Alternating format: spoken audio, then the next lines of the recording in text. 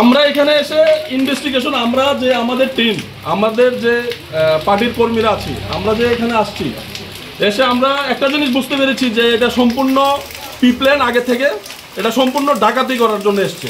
আপনি দেখুন এই জিনিসগুলো, দেখুন এই ওনার হাতের বালা, এগুলা এই আপনার এই স্বর্ণের জিনিসগুলা, এ দেখুন সবগুলা খুলে নিয়ে গেছে, সবগুলো আপনার ডাকাতি করে নিয়ে গেছে আপনার। আর সবচেয়ে দুঃখের বিষয় হলো যে ওনার ছেলের বিয়ে, আপনার এঙ্গেজমেন্ট হয়েছে, এই সপ্তাহে বিয়ে হবে।